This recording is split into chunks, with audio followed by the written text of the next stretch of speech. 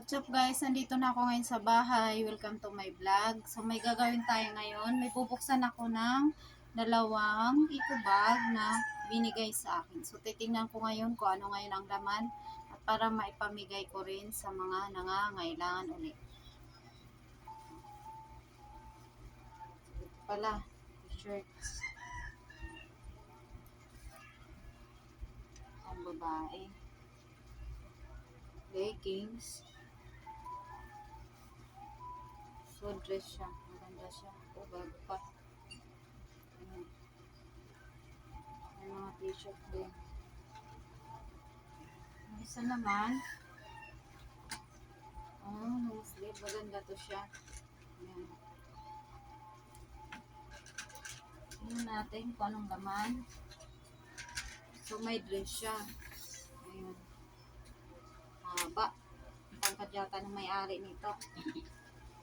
Pero bago pa siya. Ito naman, pang dalaga. Ang sexing damit. May magkano. Ito, t-shirt. So, guys, ito lahat yung natanggap ko.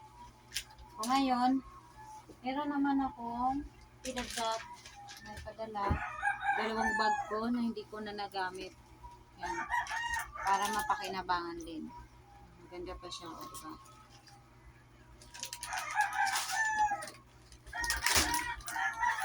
Quality yung loob. So, meron din ako dito kaunting damit. Sasama ko na rin. Ayan siya. Pantalon. Pwede pa siya panglakad.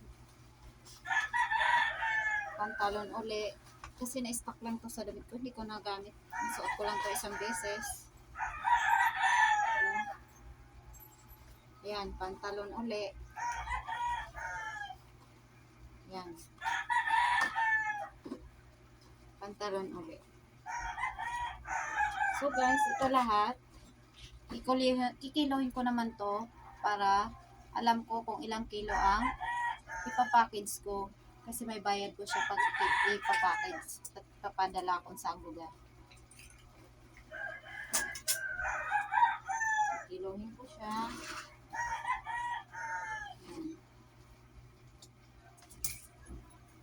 So, bag. So, umabot siya ngayon ng 3 kilo sa damit ko lang. Saka sasama yung bag. So, kikilohin ko naman yung binigay sa akin.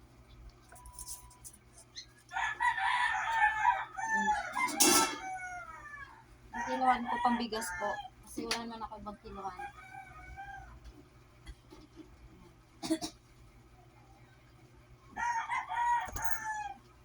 Maganda pa yung mga damit na pinigay sa akin. So, tumatanggap po ako ng mga bigayang damit. Basta mapakinabangan pa at para ipamigay din natin sa mga nailangan. So guys, hanggang dito na lang. Sa susunod muli, maraming salamat po. At pagpalain tayo lagi ni Lord. God bless po sa ating lahat. Mabuhay po tayong lahat.